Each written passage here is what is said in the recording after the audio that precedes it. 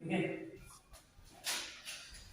देखो पहला क्वेश्चन कह रहा है आपका इसमें हर के जो हर होगा क्वेश्चन में, ठीक है ना, दिया है क्वेश्चन आपका 1458 बटे में आपका दिया गया है 1250। कह रहे हर की 2 गुणे 2 पे घात यम, जो हर है इसको 2 पे घात यम गुणे 5 पे घात n के रूप में ज्ञात कीजिए। पहले क्या काम करा, ज्ञात करने के लिए करा है और फिर करा है इसका जो दशमलव प्रसारण कितने अंकों के बाद यह शांत हो जाएगा ये बताना। दशमलव प्रसारण कितने स्थानों तक होगा, तो दशमलव प्रसारण कितने स्थानों तक होगा, यानी भाग देंगे जो रिजल्ट आएगा उसमें दशमलव देखेंगे, दशमलव पहले कितने अंक आए हैं। ठीक है, तो पहले इस तरह से चेंज करेंगे। तो देखो 1250 है आपका, तो 1250 को क्या लिखते हैं, गुणनखंड करेंगे तो 5 गुणे 5 गुणे 5 गुणे 10 होगा। 5 बचे 25 बचे 5 25 बचे 125 और ये 10 हो जाएगा आपका। ठीक है, और 1 गुणे 10, तो इसमें क्या करो आप 5 गुणे 5 गुणे 5 गुणे 5 गुणे 2 कर दो। 5 कितनी बार आया है, 4 बार, तो ये हो जाएगा 5 पे घात 4 गुणे ये हो गया आपका 2, तो 2 पे घात 1 ही होगा। तो इस पे भी घात 4 इस पे भी घात 4, तो ऐसा हम लोग बना लें तो हमें जल्दी मालूम चलेगा कैसे कितने अंक पर शांत। तो बनाने के लिए इसमें 4 आपका है, 5 पे घात 4 है, तो इसमें तो कितना है 1 है, तो 2 पे घात 3 से गुणा कर देंगे। ये तो हम लोग एक्स्ट्रा काम कर रहे हैं, 2 पे घात 3 से क्या करेंगे, गुणा कर रहे हैं। ठीक है, और जब 2 पे घात 3 से गुणा कर रहे हैं तो यह क्वेश्चन तो आपका यह है, तो 2 पे घात 3 इसमें क्या किया, यह हर में हमने गुणा किया, तो अंश में क्या करेंगे 2 पे घात 3 से गुणा कर देंगे, अंश में भी और हर में भी। तो यह वैल्यू कितना आ जाएगा, यह हो जाएगा आपका 1458 गुणे हो जाएगा आपका 8 बटे में, इसको क्या लिखा गया, ये लिखा गया ये हो जाएगा 5 पे घात 4 गुणे 2 पे घात कितना हो जाएगा 3 1 4 गुणा करके घातों को जोड़ लेते हैं, ये हो जाएगा गुणे 2 पे घात 4। अब इसको देना 8 से गुणा कर दो इसको, तो कितना हो जाएगा 8 टाइम 66 का 4 हो जाएगा, हाथ से बचेगा कितना 6, 8 बचे 40 40 और 46 का 6 हो जाएगा, हाथ से बचेगा 4 आपका, 8 को 32 या 36 का 6 है, हाथ से 3 हो जाएगा आपका, और 8 का 8 3 11 बटे। अब देखो जब ऐसे मिलेगा पावर सेम हो तो पावर को ऊपर रख लेते हैं और 5 गुणे 2 कर लेंगे, 5 गुणे 2 पे घात 4 है, यानी इसको ऐसे लिख देंगे।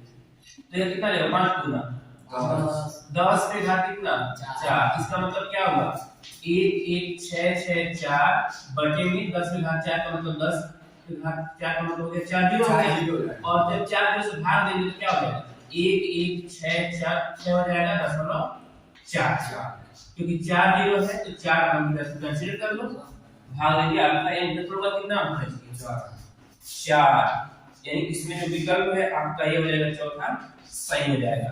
क्वेश्चन समझ में आ गया। दूसरा क्वेश्चन देखो, दूसरा क्वेश्चन में कह रहा है आपका समीकरण युग्म का हल होगा। समीकरण दिया है आपका, एक समीकरण दिया गया आपका 2x + 3 2x + y - 3 = 0। दूसरा समीकरण दिया गया है तथा यह समीकरण दिया गया आपका x - y + 2 = 0 का हल होगा। इसका क्या हल होगा, तो हल में ऑप्शन लिखा रहा है अद्वितीय हल होगा, अनेक हल होगा, कोई भी हल नहीं होगा कि 4 हल होगा। ठीक है, तो इसके लिए कंडीशन आप पढ़े हो, जब दो समीकरण दिया गया रहेगा इस टाइप में a1x + b1y + c1 = 0 हो, एंड a2x + b2y + c2 = 0 हो। अगर यह दिया हो तो आपका क्या होगा, कंडीशन से हम क्या करते हैं, कंडीशन में देखते हैं कि एक हल होगा कि अनेक हल होंगे कि एक भी हल नहीं होगा। तो इसके लिए फार्मूला क्या है, a1 बटे a2 not equal to b1 बटे b2 होता है आपका। तो इसमें क्या होता है, अद्वितीय हल होता है। ठीक है, अद्वितीय हल के लिए कंडीशन यह होता है आपका। अब इसके बाद से इसका सेकंड प्रोसेस क्या होता है, a1 / a2 बराबर b1 upon b2 equal to c1 upon c2। तो इसे क्या होंगे? अनेक हल होंगे, क्योंकि एक रेखा दूसरी रेखा के ऊपर क्या होती है? समपाती रेखा। तो इसमें क्या होता है? अनेक हल। ठीक है। इसके बाद से आपका एक और कंडीशन क्या आता है? आपका a1 upon a2 equal to b1 upon b2 और नॉट इक्वल टू क्या होता है? c1 upon c2। तो इस समीकरण क्या होते हैं? कोई हल नहीं होगा, कोई हल नहीं होगा। अब यहाँ क्या करो आप? इस समीकरण को चेक करना था कि हल इसके है कि नहीं। तो हल इसके नहीं है, क्या होगा? 2/, कितना रखेंगे? 2/1 हो जाएगा, बराबर ये हो जाएगा, यहाँ पे y गुणा 1 होगा, यहाँ पे -1 होगा, तो 1/-1 बराबर है कितना होगा आपका? -3/2। -3/2। तो पहला कंडीशन फॉलो कर रहा है, a1 upon a2 not equal to b1 upon b2। तो इस समीकरण क्या होगा? और जो ये हल होंगे यानी समीकरण क्या होगा? केवल एक ही हल होगा। तीसरा क्वेश्चन इसमें चल रहा है आपका समीकरण 2x² - 8x + c = 0 के मूल बराबर है। इस समीकरण के मूल क्या है? बराबर है। मूल बराबर है, अतः मूल बराबर है आपका। तो क्या होता है? मूल का बराबर का द्विघात समीकरण पड़ेगा। विभेदक की वैल्यू क्या होती है? 0 के बराबर होती है। d की वैल्यू क्या होती है? 0 के बराबर होगा, मूल बराबर होगा। तो यहाँ पे फार्मूला क्या होता है? b² - 4ac = 0। समीकरण क्या होता है? व्यापक समीकरण ax² + bx + c = 0। ये द्विघात समीकरण व्यापक रूप होगा आपका। और इस द्विघात समीकरण व्यापक रूप में क्या है? इससे तुलना करेंगे तो एक वैल्यू क्या होगा? x² गुणा के यहाँ पे 1, यहाँ पे 2। तो एक वैल्यू कितना रखेंगे यहाँ पे? 2 गुणा c। तो आपका c की रहेगा, c रहेगा, यहाँ पे रहेगा आपका 4 माइनस b की वैल्यू क्या होगी? x गुणा b है, x गुणा -8, तो -8 का स्क्वायर हो जाएगा। ये हो जाएगा 8 का करेंगे तो 64। ये हो जाएगा 4 गुना 8c और ये 0 के बराबर होगा। तो ये कितना हो जाएगा? 64 बराबर -8 क्या हो जाएगा? तो प्लस c हो जाएगा आपका 8 टाइम 64। यानी c का मान कितना होगा? 8। यानी c का मान जब 8 होगा तो मूल क्या होगा इसके? बराबर होगा। देखो इसमें क्या है आपका समीकरण रेखा युग्म। पहली रेखा समीकरण है, दूसरी रेखा समीकरण है। कह रहा है इसमें आपका इनका हल जो होगा क्या होगा? अद्वितीय हल आएगा कि अनेक हल आएंगे कि कोई हल नहीं? कंडीशन वही अप्लाई होगा आपका। तो कंडीशन में क्या लिख दिया? x होना कितना है? 1/, ये कितना हो जाएगा? 2 बराबर 3/6 हो जाएगा और ये हो जाएगा बराबर 5/16। तो देखो यहाँ पे a1/a2 b1/b2 और ये c1/c2। तो क्या a1/a2 b1/b2 बराबर है यहाँ? तो ये नॉट इक्वल टू क्या हो जाएगा? c1/c2। तो ये आपका थर्ड कंडीशन हो जाएगा। और इस तरह से क्या होगा? समीकरण में कोई हल नहीं होगा। लेकिन इस समीकरण का कोई हल नहीं होगा। कंडीशन क्या था आपका अप्लाइड यहाँ पे? a1 अपान a2 बराबर b1 upon b2 not equal to c1 upon c2। फिर इसमें आपको पांचवा क्वेश्चन कर रहा है आपका यदि 1/x² प्लस 6 बराबर 1/10 हो तो यहाँ पे x का मान क्या होगा? तो क्या करेंगे? 3 से गुणा करेंगे, ये 10 हो जाएगा आपका बराबर क्या हो जाएगा? x² प्लस 6 को इधर भेजेंगे कितना हो जाएगा? 10 माइनस 6 बराबर x²। तो यहाँ पे जाएगा आपका 4 बराबर x²। वर्गमूल निकाल देंगे कितना हो जाएगा? x बराबर हो जाएगा आपका प्लस माइनस 2। ये आपका आंसर आ जाएगा आपका। फिर नेक्स्ट क्वेश्चन आपका है छठवां क्वेश्चन। इसमें क्या है आपका यदि क्वेश्चन नंबर 6 लिखा है आपका यदि ट्रायंगल ABC, ठीक है, एक ट्रायंगल बनाया गया है ABC, यह A है, यह B है, यह C है। फिर कह रहा है और BDE, इसी में आपका कह रहा है BDE त्रिभुज इस प्रकार है कि भुजा BC का मध्य बिंदु जो है यह D मिल रहा है आपका। तो त्रिभुज एबीसी और त्रिभुज बीडीई के क्षेत्रफलों का अनुपात क्या होगा। तो जो त्रिभुज एबीसी बनाया गया है ना, यह बिल्कुल आपका समबाहु त्रिभुज है, ठीक है। बीडीई का है, ई नहीं इसमें भी, और यहाँ पे ई जो है कुछ इस तरह से है,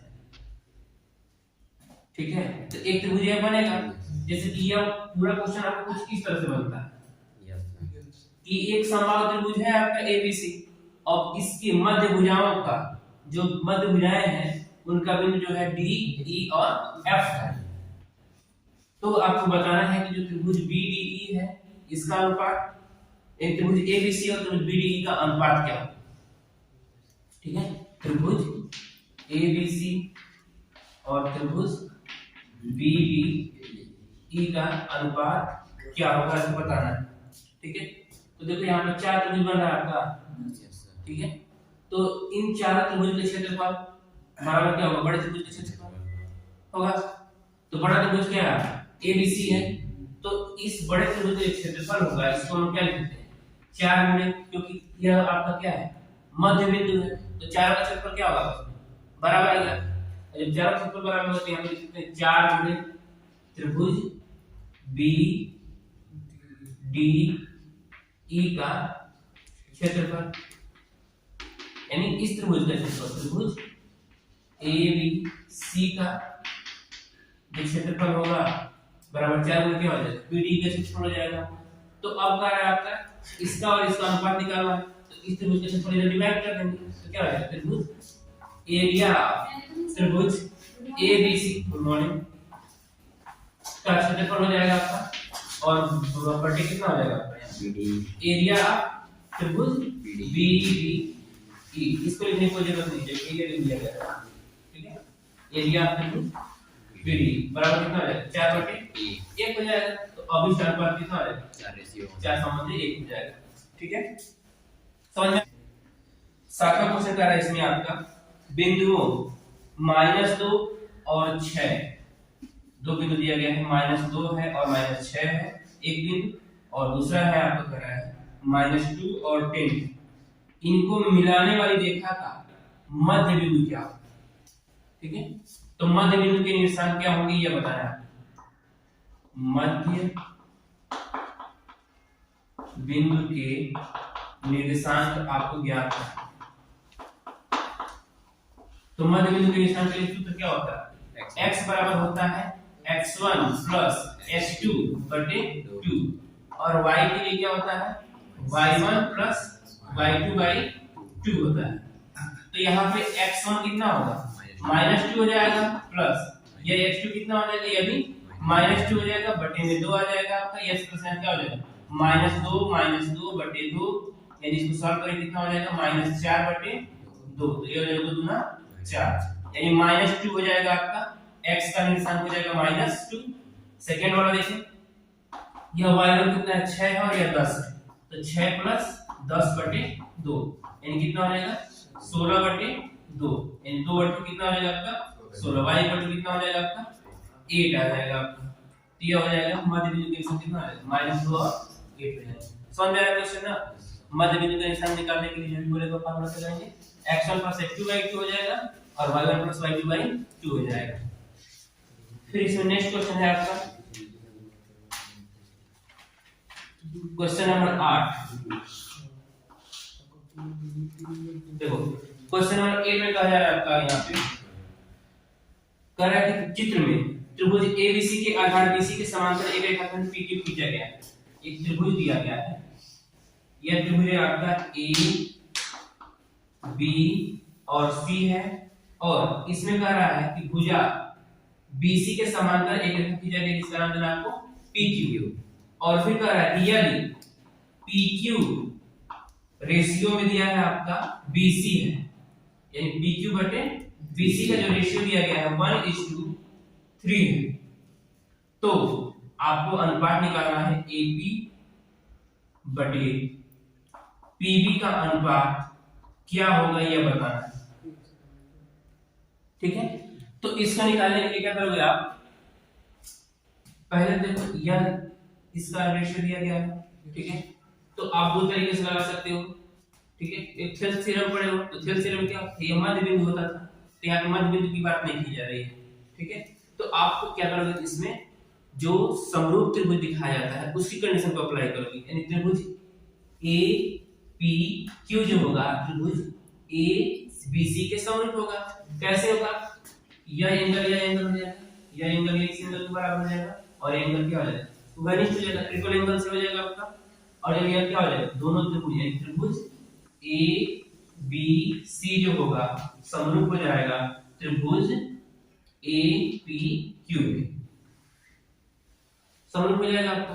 तो इसमें क्या हो जाएगा, संगत भुजाओं का अनुपात क्या होता है, जब दो त्रिभुज आपस में समरूप होती हैं तो संगत भुजाओं का अनुपात क्या होता है, समान अनुपात में होता है। तो क्या हो जाएगा, AP बटे क्या लिखेंगे, AP बटे हो जाएगा आपका AB बराबर हो जाएगा आपका AQ बटे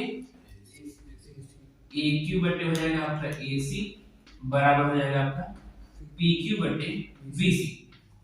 अब यहाँ पे आपका PQ बटे BC तो दिया गया था आपका 1/3 है, और साथ में आपका यहाँ पे AP बटे आपको क्या चाहिए, लाना क्या आपको 1/PB चाहिए आपको, तो 1/PB इसमें आएगा, इसमें नहीं आएगा, इसको इग्नोर कर देंगे, छोड़ देंगे। तो ये हो जाएगा आपका AP और बटे में AP को क्या लिख सकते हैं, AP धन PB, जब दोनों को जोड़ेंगे तो पूरा मिल जाएगा, फिर हो जाएगा आपका AP धन PB हो जाएगा आपका।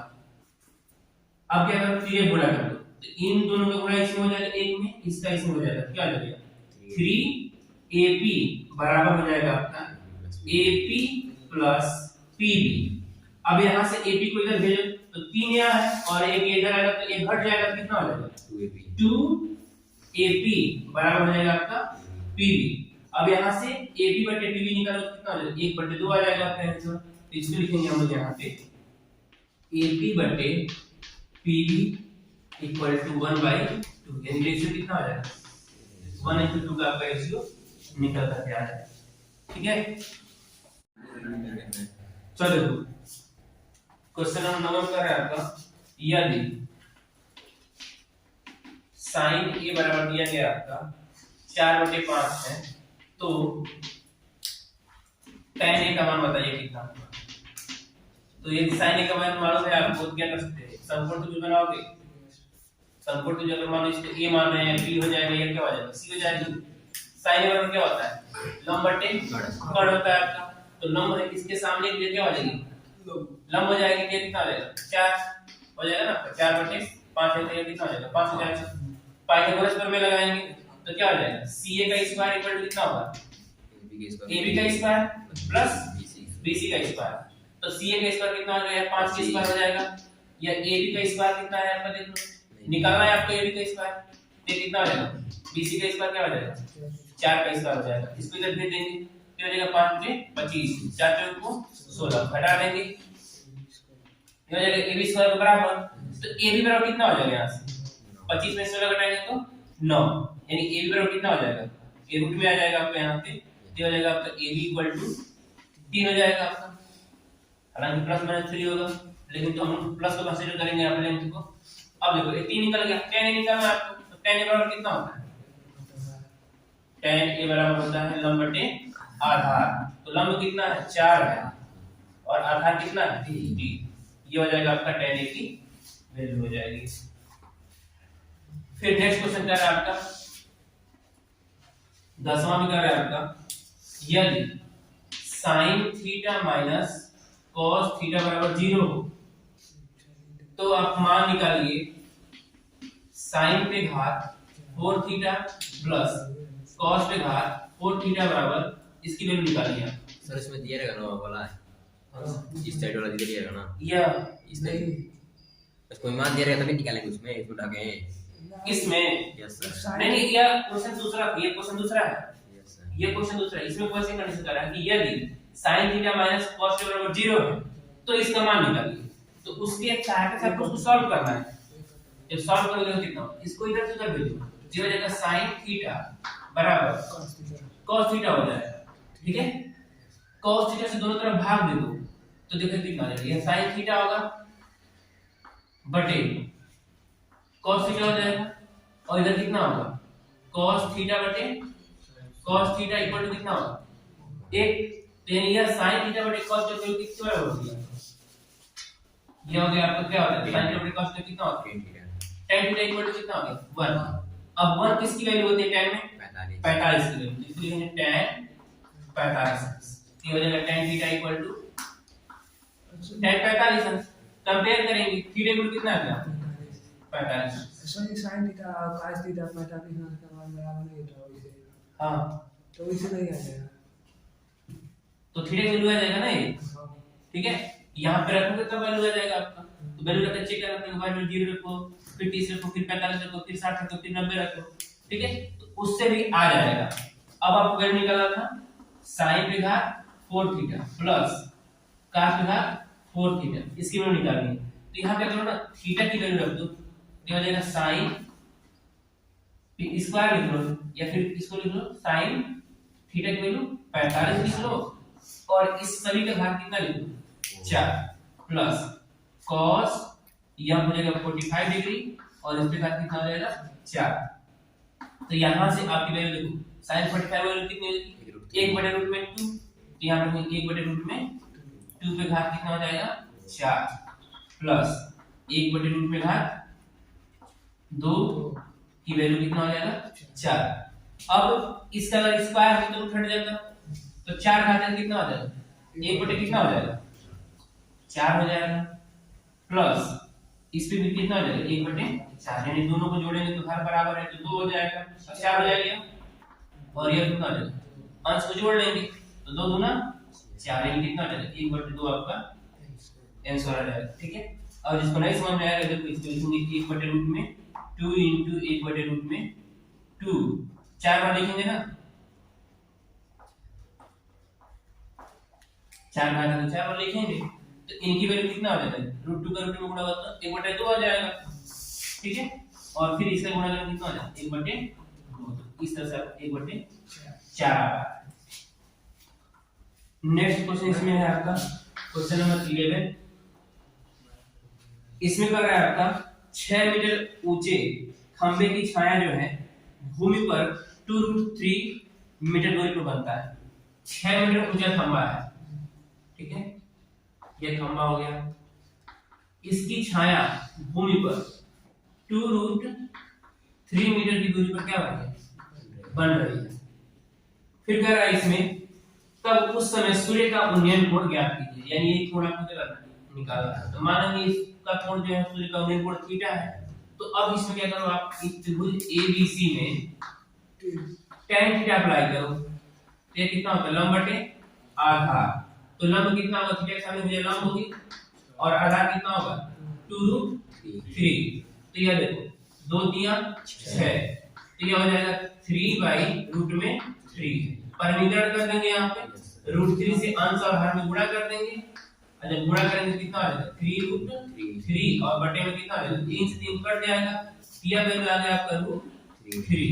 अब ये √3 किसमें वैल्यू होगा tan 60 की वैल्यू होगी, और ये हो जाएगा tan थीटा बराबर, तो थीटा इक्वल टू कितना हो जाएगा 60 डिग्री, यानी सूर्य का उन्नयन कोण कितना हो जाएगा 60 अंश हो जाएगा आपका, ये आंसर हो जाएगा।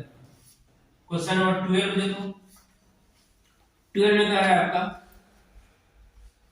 मैदान में खड़ी एक कार की 75 मीटर ऊंची मीनार से अवनमन कोण जो है 30 अंश। यहाँ हमारा कोई कार है, अवनमन कोण कितना बन रहा है इसका 30 अंश है। मीनार के आधार से कार की दूरी बताइए, यानी यह दूरी क्या करना है बतानी है, और यह कितना ऊंचा है 75 मीटर ऊंची जो है यह मीनार है। तो यह आपका क्या होगा यह रेखा और यह रेखा दोनों में क्या होगा समांतर, 30 बनेगा तो यह कितना हो जाएगा 30 अंश हो जाएगा आपका, यह निकालना है तो tan 30 अंश निकालें यहाँ पे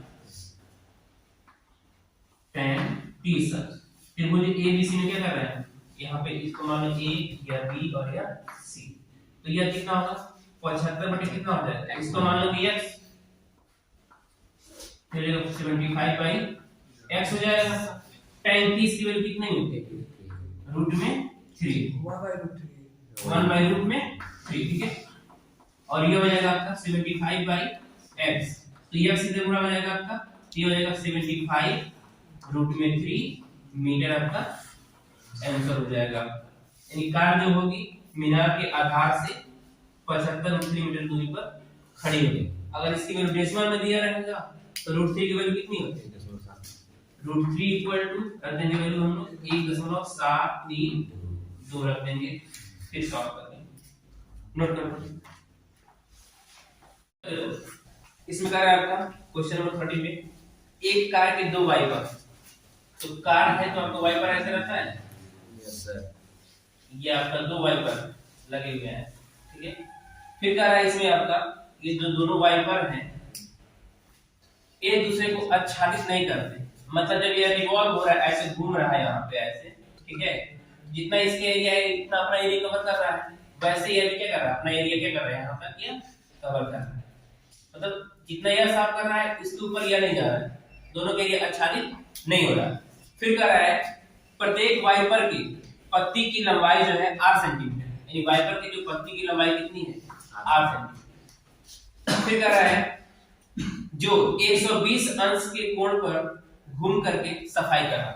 120 मतलब अगर यहाँ बना 120 तो यह क्या करेगा यहाँ तक एरिया क्या करेगा ऐसे, चलिए तो आपका 120 अंश एंगल बनेगा। एंगल हो गया आपका 120, थीटा की वैल्यू कितना हो गया 120 अंश। पत्तियों के प्रत्येक गुहार पर साफ हुए भाग का क्षेत्रफल निकालना है। तो इस त्रिज्यखंड का क्षेत्रफल निकाल लिया जाए तो प्रत्येक का निकालना है, यानी एक का निकालने का काम बन जाएगा आपको, ठीक है। तो ये हो जाएगा आपका त्रिज्यखंड का क्षेत्रफल, त्रिज्यखंड का क्षेत्रफल ये होता है पाई r² थीटा बटे 360। तो यहाँ पे पाई की तो वैल्यू पाई रहने दिया जाए, r² थीटा की वैल्यू कितना है 120 बटे हो जाएगा आपका 360। 0 0 कटेगा 12 3 हो जाएगा 36, ये हो जाएगा 1/3 पाई r²। ये आपका आंसर हो जाएगा। ऑप्शन नंबर में दिया गया आपका तीसरा ऑप्शन हमारा। क्वेश्चन नंबर 14 का है आपका एक घड़ी की मिनट की सुई 8 सेंटीमीटर लंबी है। घड़ी की जो मिनट की सुई है इसकी जो लेंथ दिया जा रहा है आपका 8 सेंटीमीटर लंबी है, यानी यह जो कैपिटल R जो होगा इसकी जो इसकी त्रिज्या होगी 8 सेंटीमीटर हो जाएगा आपका। फिर क्या रहा है 5 मिनट में सुई द्वारा बनाया गया त्रिज्यखंड का क्षेत्रफल क्या होगा। टाइम जो है कितना लग रहा है इसमें 5 मिनट में कितना एंगल बनाया गया आपको देखना है।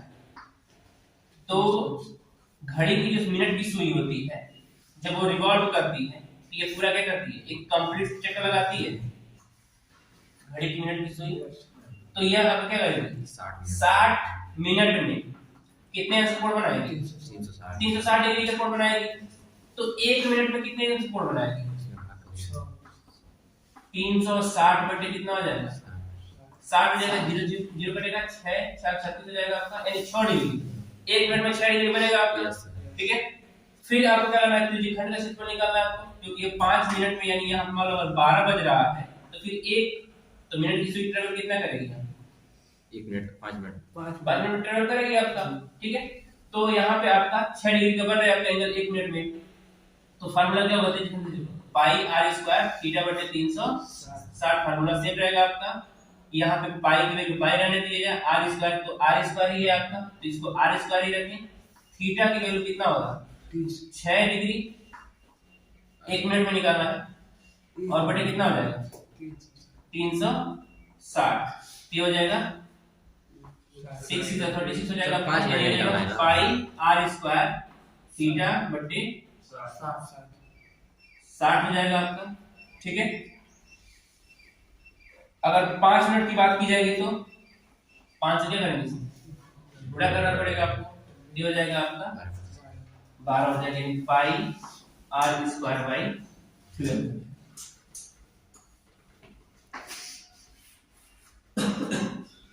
क्वेश्चन नंबर 15 इसमें क्या है आपका एक लंब वृत्तीय बेलन के आधार का क्षेत्रफल दिया गया था 9 पाई वर्ग सेमी। बेलन है, बेलन के आधार का क्षेत्रफल दिया गया है। आधार का क्षेत्रफल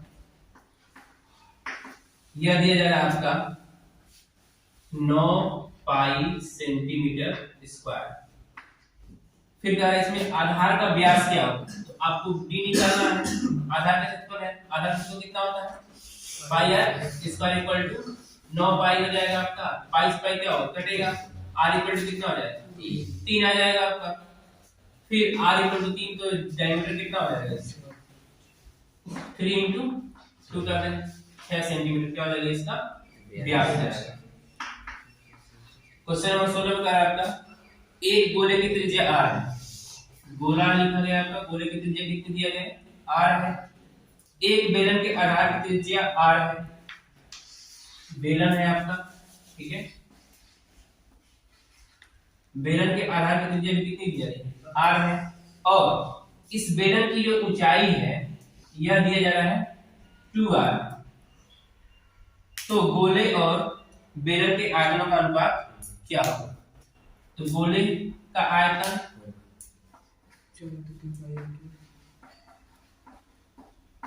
बटे बेलन का आयतन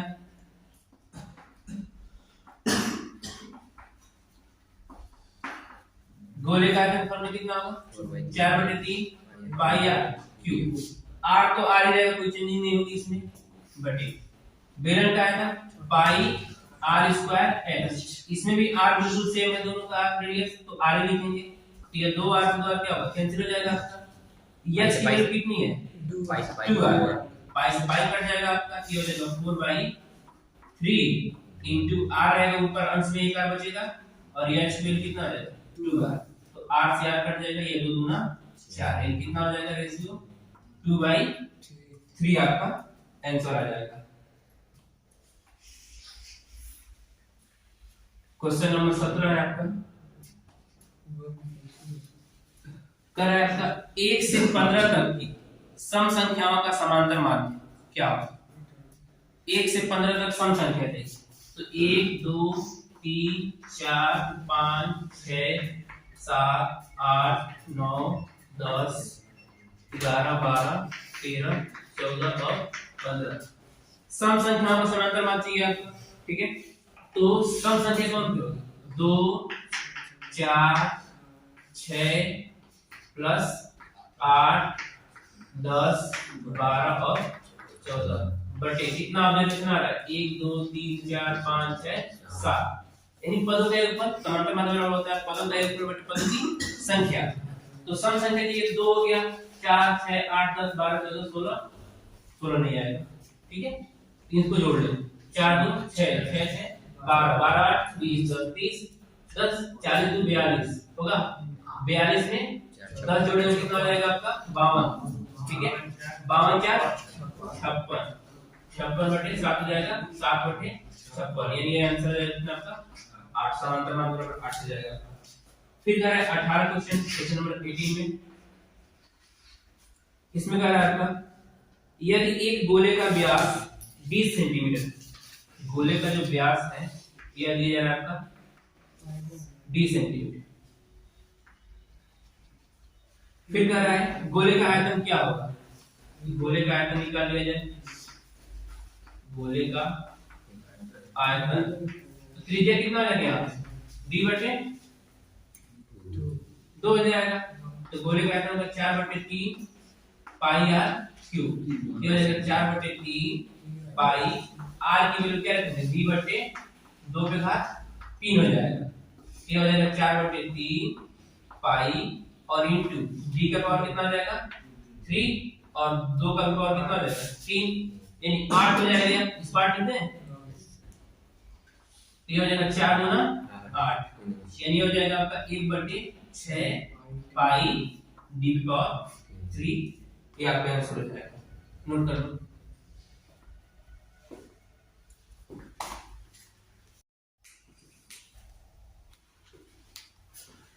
क्वेश्चन नंबर 19, इसमें कहा जा रहा है आपका दो समरूप त्रिभुजों की भुजाओं का अनुपात दिया गया, दो त्रिभुज है, मान लो त्रिभुज एक ABC है और एक त्रिभुज जो आपका DEF है, दोनों त्रिभुज क्या है समरूप, इनकी भुजाओं का अनुपात दिया गया, मान लो भुजा AB बटे कितना दिया गया AB बटे B इक्वल टू दिया गया आपका 9/16 दिया गया, तो कह रहा है कि इन त्रिभुजों के क्षेत्रफलों का अनुपात क्या होगा। तो जब दो त्रिभुज सम्मुख होते हैं तो क्या होता है, त्रिभुज ए बी सी, यानी इसको ऐसे लिख सकते हैं एरिया त्रिभुज ए बी सी बटे एरिया त्रिभुज D E F equal to क्या होता है, जो इनका भुजाओं का अनुपात क्षेत्रफल का अनुपात होता है यह भुजाओं के वर्गों के अनुपात के बराबर होता है। तो ये हो जाएगा क्या आपका ए बी स्क्वायर बटे D E square equal to ये हो जाता है आपका बी सी स्क्वायर बटे हो जाएगा आपका डी ई एफ स्क्वायर और इक्वल टू क्या हो जाता है ए सी बटे हो जाएगा आपका डी एफ, इन दोनों का स्क्वायर। तो ये हो जाएगा आपका ये अनुपात दिया था क्या 9 बटे 16, 9 का स्क्वायर 16 का स्क्वायर, 9 का स्क्वायर करेंगे कितना हो जाएगा 81 हो जाएगा आपका, ये हो जाएगा 256, ये आपका आंसर हो जाएगा। क्वेश्चन नंबर 20 में कह रहा है आपका यदि त्रिभुज एबीसी में कोई एक त्रिभुज दिया है, ठीक है, त्रिभुज एबीसी है आपका जिसमें कोण सी जो है कुछ दिया नहीं ऐसा कुछ, ठीक है, एबीसी बस दिया है और फिर इसमें कह रहा है कि AB का जो मान है 6√3, AC का मान जो है आपका 12 सेंटीमीटर है और फिर BC का मान जो है 6 सेंटीमीटर है।